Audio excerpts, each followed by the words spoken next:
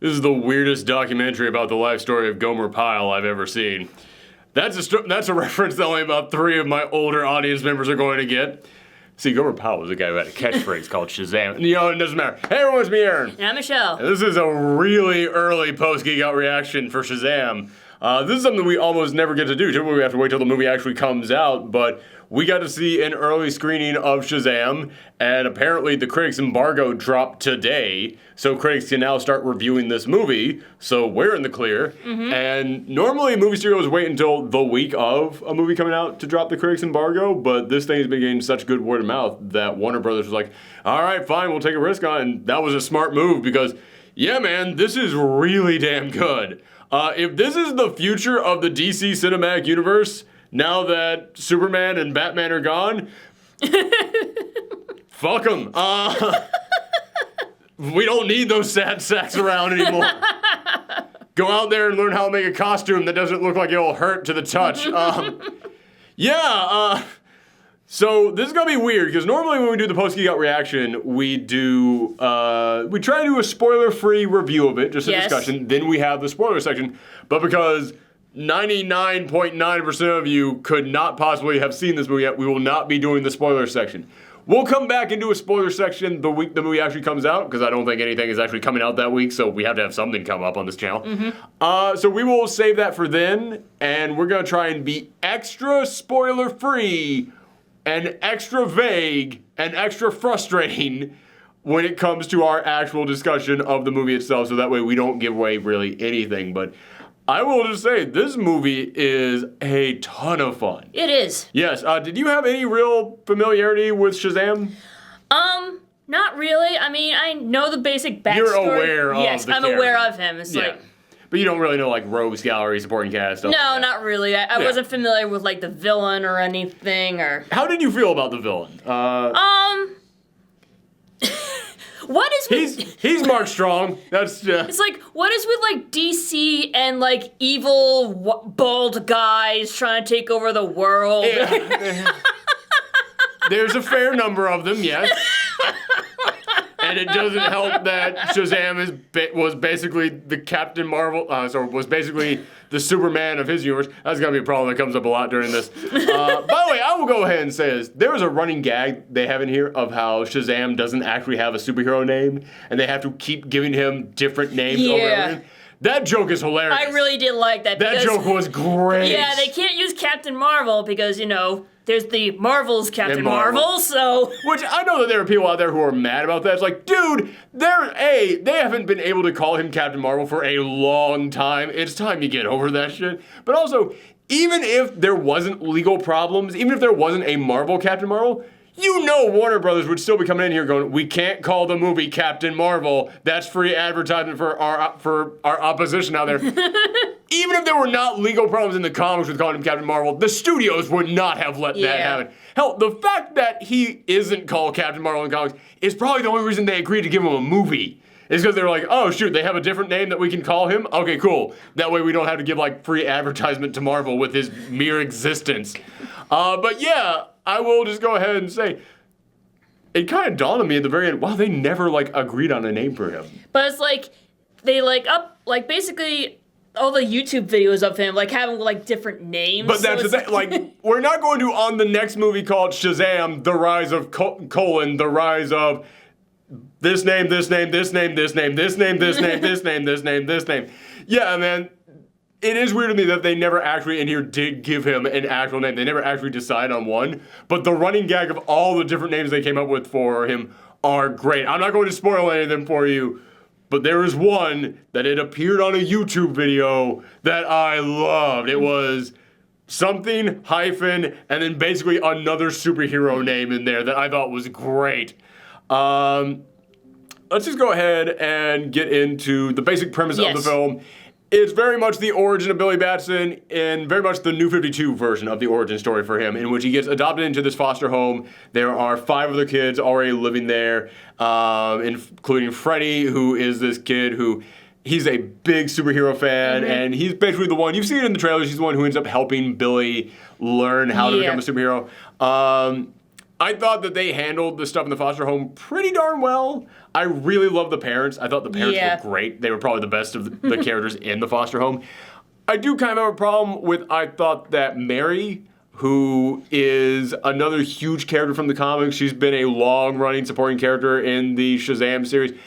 I feel like she did not get a line here. No, I didn't feel like that either. Especially, and I will not spoil anything here, but towards the end, there are moments where each of the kids kind of get a moment to stand out. She gets like nothing. Yeah. And it is frustrating to me. Yeah. There was also like the other kid, like not the video gaming guy, but like... Oh, the big guy? Yeah. Yeah, which, in all fairness, his running thing is that he doesn't talk. Yeah, I understand so that. So it's kind of hard to give him... I kind of wish like maybe he would like give him more screen time. I did feel like he not obviously not give him like more lines, but like give him like more stuff to do in there. Yes, exactly. I can also agree with you on that because that was I like what they did with the foster home, but they could have been a little bit better with it. Yeah, that was like my big thing. It's like these characters are going to be important to the story, so I want to like get to know them more each individually. And yes, and that is like there's a lot in here. There's a lot in here that I absolutely love. Mm-hmm. But there's also a lot of stuff in here that I like, but it could have been done better. Yeah. And the foster home is one of those, I like what they did with it,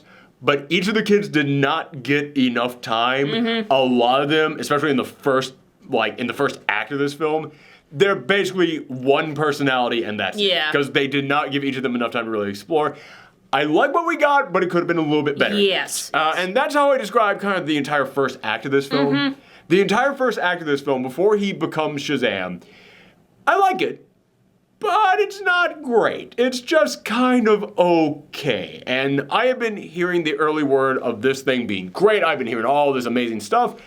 And I have been watching this, and I'll admit, I was kind of dreading this a little bit because during the first act of this film, I was like, oh God, I know everybody out there thinks that I'm just biased against DC, and everybody out there thinks that I just hate the DC films. I'm just a Marvel fanboy, and I'm now sitting here in what is quite possibly the best early reviewed of any of the DC films, and I'm just thinking it's okay. Oh, this is not going to go well for me. The moment that he actually becomes Shazam, this movie is great. At least to me. I don't know if you felt the same way. Yeah, I felt the same way too, but it's like, once again, like, it needed, like, the build-up so I can understand why it took a while for him to, like, become Shazam. I'm fine with it, with the amount of time that it took on that build-up. I'm totally fine with that amount of time that it spent.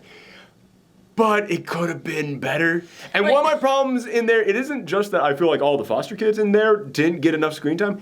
I feel like Billy himself does not get enough personality when he is Billy Batson. And it's so weird because you've seen this in the trailers, but you see that Freddy and Billy, when he's Shazam, they're hanging out a ton, they're doing all kinds of fun stuff together, and the chemistry between adult Shazam and Freddy is great. The friendship between them is wonderful.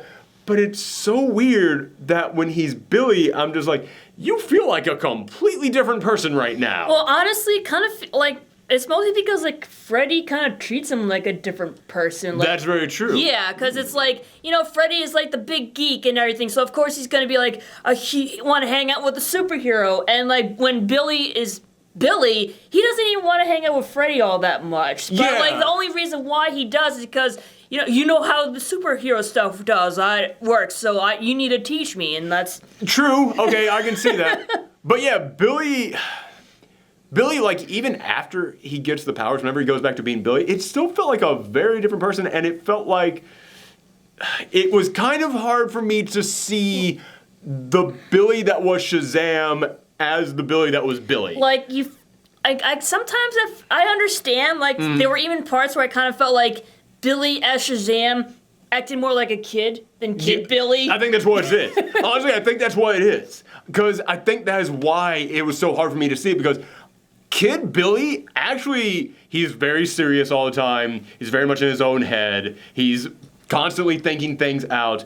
But when he's Shazam, he is just a giant kid, and he is acting exactly what you would expect a giant kid as a superhero to be acting like. And he's having tons of fun with it, and he is just having a blast. Although, to be fair, if I suddenly had superpowers, I'd be like over the moon also. Like, I'd also be having a lot of fun. True. Again, I'm not criticizing that at all. I'm not criticizing that. what I'm saying is that when he goes back to being Billy, he's still just like, then he's suddenly very serious about everything. Like, but, I understand why, like, he's looking for his real mom and everything. Again, I'm not criticizing him being serious. What I'm saying is, I like him being the big kid when he's Shazam. I like him being serious when he's the kid. You could have blended the two together a little bit, so that way I see both of them in each other. Right. I didn't see any of the serious teenage Billy in adult happy fun Billy. I didn't see any of adult happy fun Billy in teenage Billy. I see what you mean. They felt like two different characters who I could totally understand, I totally appreciate, and totally enjoyed both of them.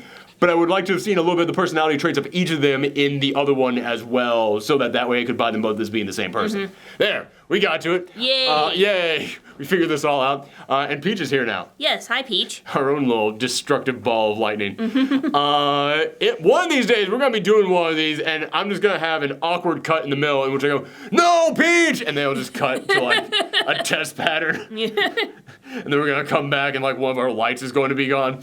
Our green screen will be falling. Yes. But yeah, again, it's not like I'm looking at this and just going like, oh, well, that's bad. It's not. Adult Billy is great. Kid Billy is great. Could have been better if you just blended their two personalities a little bit better. That's what kind of a lot of this film is to me. Good. But it could have been great. But that's like half this film. The other half of this film is just great. Like, the other half of this film is amazing. I feel like you feel like this is the opposite of like the Wonder Woman movie because like you said everything was great up until like the third act. This one didn't have a good first act, but everything got better during the second and third act. Yes, very much so. Except I felt the third act of Wonder Woman was kind of just stupid and giant explosion. Whereas this one, the first act is just, it's all right. It's fine. Then again, second act, as soon as he gets those powers, it is so darn good. Pacing is a little bit weird, I felt, because I think the entire second act is just jokes. But they're really damn good jokes, so it's not like I can really criticize it for that. It's not like I can come in here and be like, oh, it was too enjoyable. Harumph. How dare you make me laugh at a movie theater? It's just that when we get into the third act, he does not actually run into the supervillain of this thing until the third act begins. And then the third act of this thing is entirely a superhero movie. And it feels like the entire third act is the entire story arc of a superhero film all rolled into one, because first act, all set up. Second act, just jokes, goofy montages, but it's all so damn good. It's all great. So I'm just having a good old time. But then we get to the third act, and it does feel like it has to have the entire arc of a superhero film in there. But it's good. It's really good. Maybe a little bit too long in the third act. Yeah. Maybe a little bit too long. Like, there's nothing in the third act that made me go, oh my God, wrap it up already. But there did come a moment in which I was like, okay, we've been going for a while now, right? It's like I wasn't getting impatient, but I did become aware of how long the third act went on. Yes, between being aware and being impatient. Yes, and I feel like 95% of Billy's growth in this film happens in the third act. I don't know, could have taken a little bit of that, spread out throughout the rest of the film a little bit.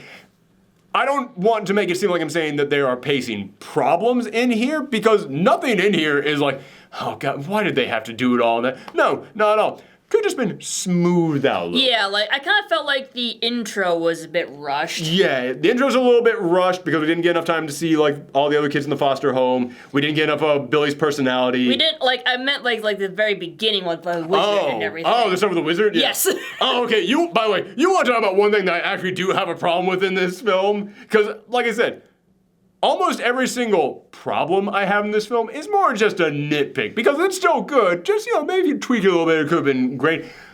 The Wizard Shazam is a legit problem for me in this film, because this movie has a budget. This movie looks great. But when Jammin Hansu pops up as the Wizard Shazam, they went over to Halloween City to get that man his... Man, okay.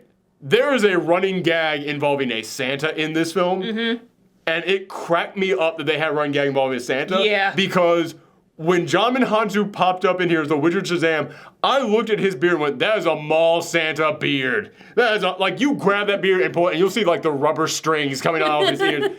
That is a cheap-ass costume they gave him. It was so, man. Although, wouldn't it be funny if, like, the mall Santa was, like, the reincarnation of the wizard? Oh my god, that would have been cool. That would have been cool. Don't get me wrong. Don't get me wrong. I like what they did with the wizard. I like what they did with the Santa joke in here. That was actually really good. But yeah, just kind of like you saying that makes me go, oh man, at the end of this thing, there could be a thing which this mall Santa that has been a running gag throughout this just kind of leans into Billy and just gives him a wink like, I know. Wink. And see like a little bolt of lightning come out of his eye. I know when you've been good or bad, so be good for That goodness actually would have sake. been a really that actually would have been a really good joke to have in here. Dude. Oh man. But the joke that they do have with the mall Santa is actually really good. But yeah, that is like my one like actual problem that I have with this movie.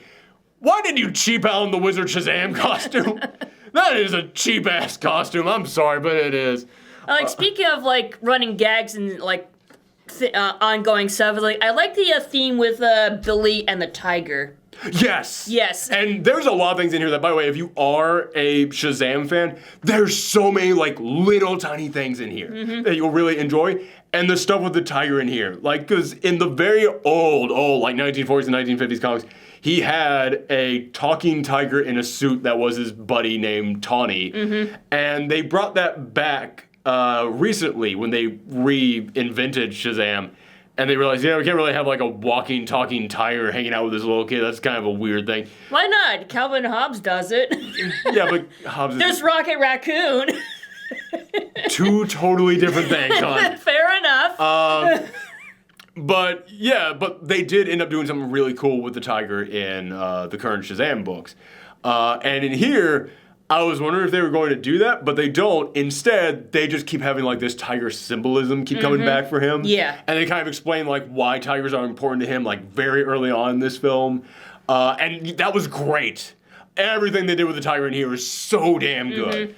And there were moments towards the end of this film, too, that I really enjoyed where it involves little kids looking up to Shazam, or Shazam being good to little kids. I thought that stuff was great. But again, it's just kind of, it is just a nitpick of mine that those things, like his involvement with the kids and the kids looking up to him as a superhero, all that comes in the third act because Billy doesn't even really, like, have much of a superhero arc in here until the third act. And it's kind of hitting me right now. It's like, oh yeah, those moments with the kids are great.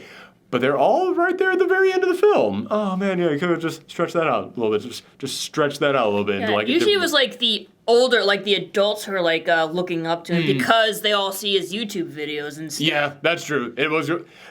That's something that's really smart in here. That like they're putting his videos up on YouTube because that's something that kids would do. Yeah. That's just smart. Yeah, I thought that was a great thing to add in here. There's so much that is smart in this film. But I'm trying to keep this super vague. But let's get into like the actual villain in here. Yes. Which is another thing that I like, but I do have some nitpicks in here. And in fact, I have way more nitpicks with him than I have with like actual Captain Marvel. Yeah, exactly. God damn it, I am not called that, brother, Captain Marvel in like a decade. I've just been calling him Shazam the entire time. Like, I thought you were referring to like the Captain Marvel movie because I know you were kind of upset with what they did with the Skrulls and everything. I wasn't upset with that. It's just weird as a comic book fan to look at what they did with the Skrulls. Okay. But as far as like a movie-going fan who has to judge that film as itself, yeah, the Skrulls actually like served a very good purpose in that film. It's just weird as a comic book fan to go, oh yeah, some of the most villainous characters in the Marvel Universe are now sympathetic. That's weird. But yeah, as for the villain in here, he's good because he has a good motivation. Yes, he does. And it's like, you know, when he ends up getting his revenge, not gonna really spoil anything, I'm like, you know, he kind of has a point. I was like, is he really that bad? I mean, he is bad. He is, but it's like, he's had to deal with so much shit, so you can't really, you understand. It's this thing, this is the very beginning of the film. This is literally how the movie opens, so this, to me, isn't considered a spoiler. But it's Dr. Sivanna from the films, who is, in the comics, he is this little weaselly, weenie fellow. Yes. Oh, Captain Marvel, I'll get you. It's okay to say Captain Marvel that time, because he was invented back when he was Captain Marvel. Yeah, he's the guy who always called him the big red cheese because he's that much of a weenie little super villain. No, yes. Here, he's Mark Strong, and he's playing Mark Strong, which is fine because Mark Strong is intimidating as hell. But it opens up with him as a kid, and him as a little kid with his dad and his big brother just talking shit to him in the car. He then gets sucked into the Wizard Shazam's headquarters. And the Wizard Shazam is like, if you are true of heart, then you can take my power. Don't touch the beard. But then he gets... Or the eye. Don't touch the eye either. Like, but then him as a little kid, he gets tempted by the 7 deadly sins, which, as you know, if you're a big... God damn it! If you're a big Shazam fan... Or if you're well aware of the Bible, or... Well, if you're a big Shazam fan, then you know that the 7 deadly sins play a major role in his story. Or if you're a big Full Metal Alchemist fan... Okay, anyway. But yeah, and the 7 Deadly Sins, I was actually impressed that they brought them into this. Like, for some weird reason, I thought that was probably one of those things that they would have looked at and been like, no, that's too silly. Make the 7 Deadly Sins personify. That's just crazy. No, they did. They did it in here. Mm-hmm. Excuse me. I hid that cough in the middle of that sentence. I hope you all enjoyed that. So I appreciate that they brought them in here.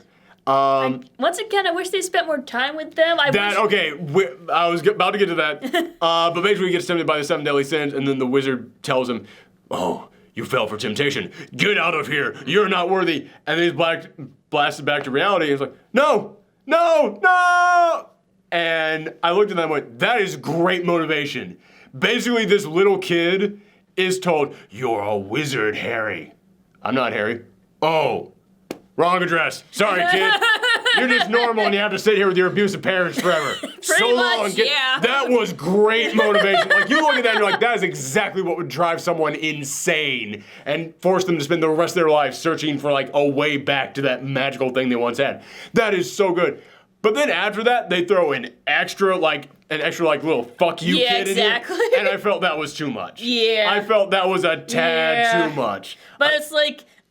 it does feel a bit much, but on the other hand, it's like, yeah, that little thing would literally just tip someone over the edge and become evil villain. Understandable. It just, to me, like, it would have made him, like, it felt like they were going for too sympathetic with that last little burn. Yeah. And I've gotten to a point where I'm like, no, sympathy is good, but I'm also okay with just crazy people. And I felt like they had that perfect balance of like, oh man, yeah, that would totally drive a kid nuts. But also, there would come that point where you would just have to give up. Like, they felt like they add that extra thing in there and go, no, really, you have to understand how messed up this kid's whole family structure is. But at the same time, it does now give the villain a family message, which is a good mirror, a good foil to Shazam's family message in there, too. I really did dig that they gave both the villain and the hero some kind of a family message in there. And I think that actually did work out. Just, I felt like they didn't need that extra little twist in there to them. But basically, Sivanna, he is able to obtain the powers of the 7 deadly sins in this film. And that was a problem of mine, is that the 7 deadly sins, they look pretty darn cool. I really like them. But they are hardly ever seen. Yeah, I mean, they don't... I could only tell you what 3 of them were. Yeah, exactly. It was hard to tell which ones the other ones were. Yeah, there's like, one is very clearly wrath, one is very clearly gluttony, one they stopped to point out as being pride greed, they stopped to point out at one point.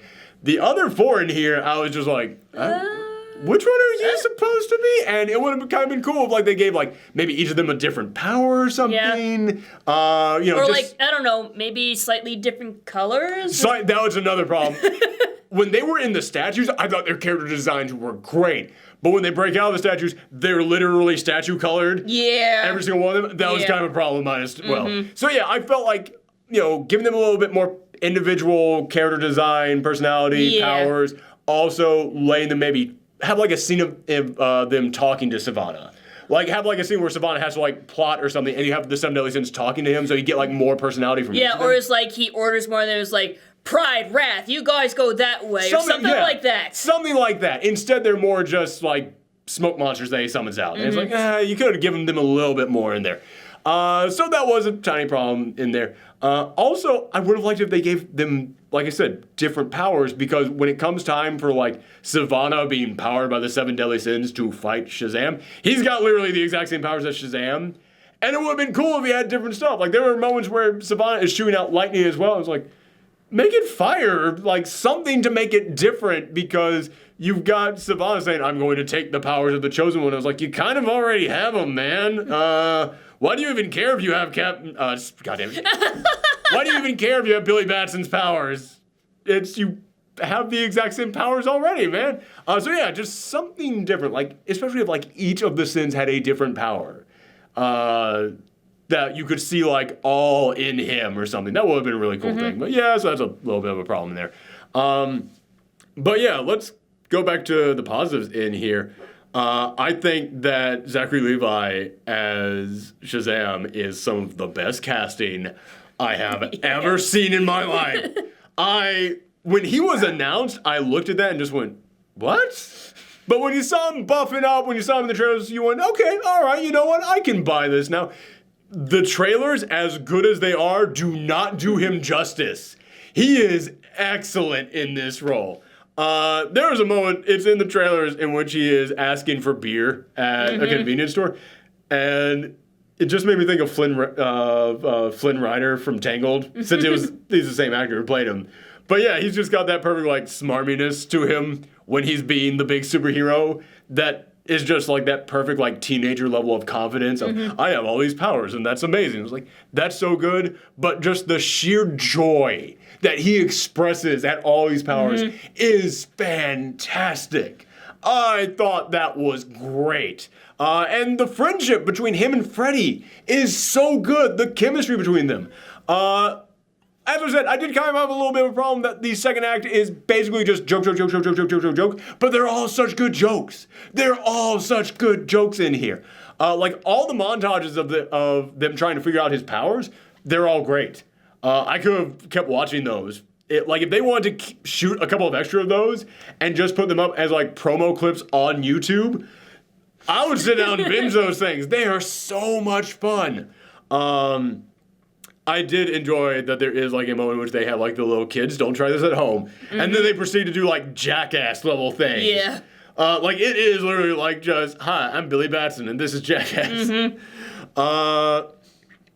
Let's see. So yeah, the stuff between them is great. But I wish that we had gotten a little bit more like the family in the second. Yeah, it's like, I like Darla. She was really sweet. Darla is adorable. Darla is so sweet. And Darla gets more than any of the others. Yeah.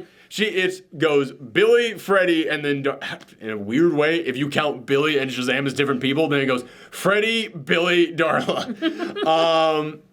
But yeah, those are the three who get the most screen time. And again, speaking as a fan of Mary, it did kind of bum me that she didn't get as much, especially considering that it just hit me. She has sort of her own side story going on, and it just hit me, oh, we never got a conclusion to that. Oh, yeah. We never actually, like, she has a personal crisis going on, and there's no conclusion to that. That's kind of, that's kind of a shame. Yeah, so I felt like we needed more of them, but what we got was good.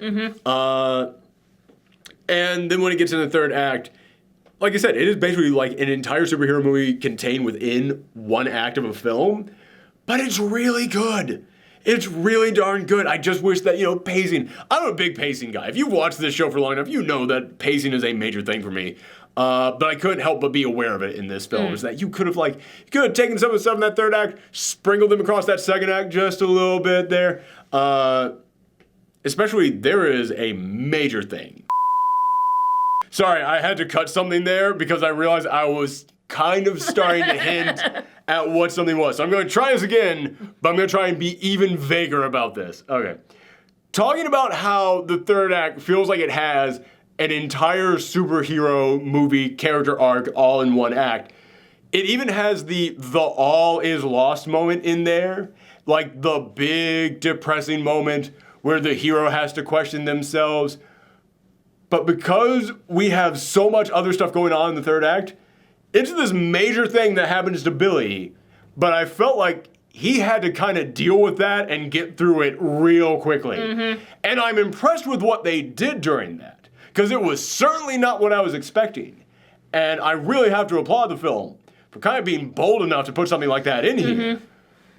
But it's the kind of thing that, like, in any other superhero film, it would be that, like, oh, no, like, I'm going to go and just walk the earth now and just kind of sit here and think about everything that happened to me. We ain't got time for that. We got a supervillain to go and confront right now. So, yeah, it's just, this film has not pacing problems because there's no moment in here in which I looked at and went, oh, come on with this. But it could have been tidied up a little. Could have been tidied up just a little bit. Yeah, this film, it is really close to a 9 to me. Especially towards the end. There was a moment towards the end in which, like, I actually got that big, like, welling up feeling inside me, like, like, that big, like, moment you want to have in a superhero film. I did get that moment in here. And typically when a film does that, I do end up giving it a 9 out of 10, but it does, it's one of those deaths by 1,000 cuts kind of thing, where it's like, I think the only thing keeping it from a 9 for me is just like those, like, that's a little tiny, like, nitpick right there. No, little nitpick right over there. So, like, 8.5? I don't even like giving it an 8.5.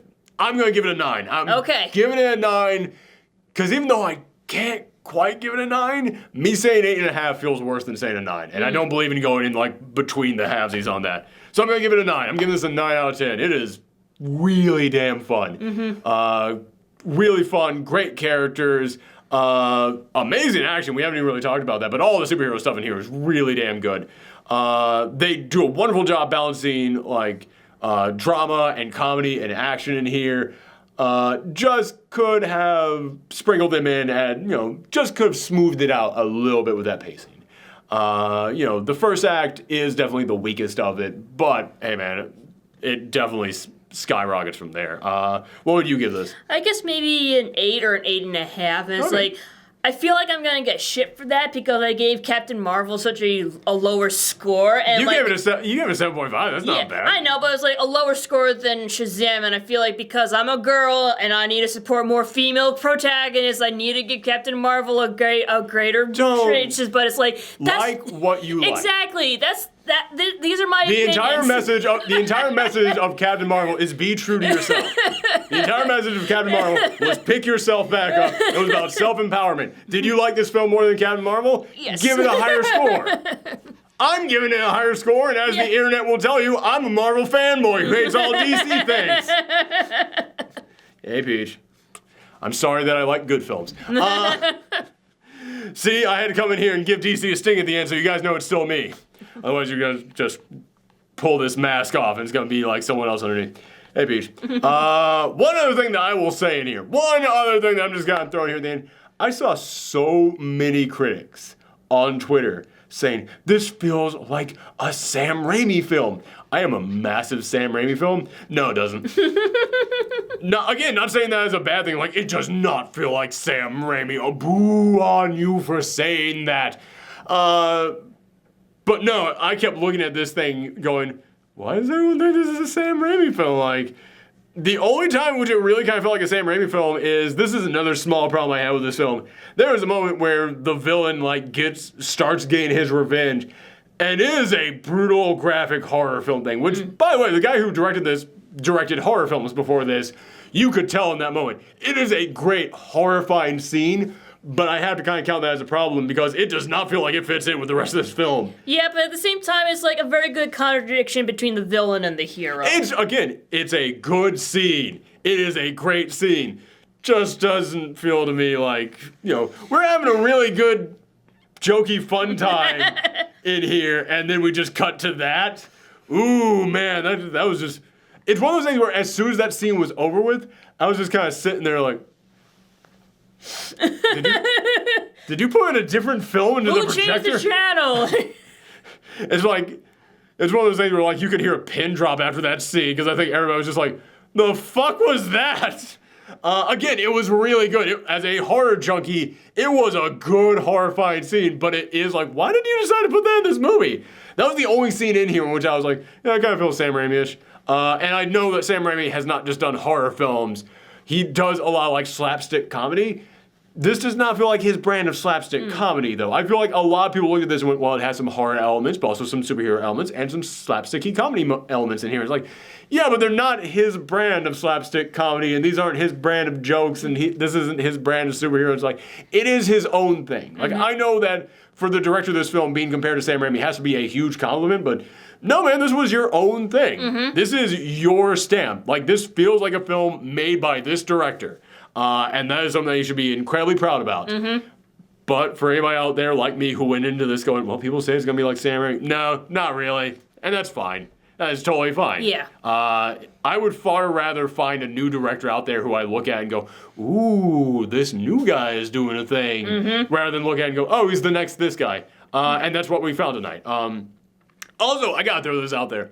The end credit scene is amazing. Not the end credit scene. Sorry. Like Please stop that. Like the credits, the animation during the credits. credits. There's an animated credit sequence that is awesome. The animated credit sequence is the entire justification for the continuation of the DC Cinematic Universe. Like, or at least the Shazam movies. Well, like, the entire credit sequence is, like, it's showing, like, them drawing Shazam with other superheroes. Yeah. And I was like, goddamn, this makes, like, all those other shitty DC films totally worth it. But, man, I am actually legitimately excited for the future of the DC Cinematic Universe now. Yeah, they're starting to, like, pick things up, and it's like... Aquaman, I did not think was a good movie, but it was a fun movie. I had a good time sitting there. And you know what? Sometimes that's enough. Yeah, like... That's all you need. And Wonder Woman's gonna be back, and Wonder Woman is not going to have...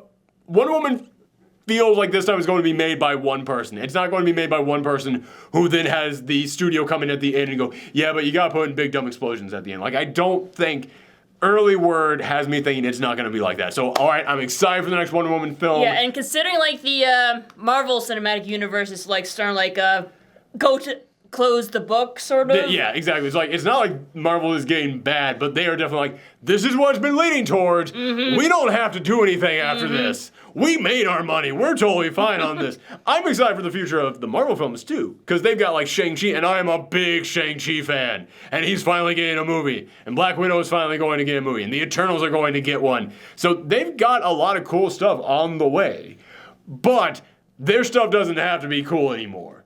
They've done their job.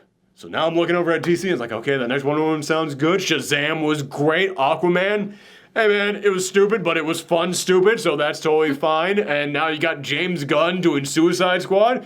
I'm excited for the future of the DC films. It's so weird that everything is going right for DC except for Batman and Superman. And you know what? Fine.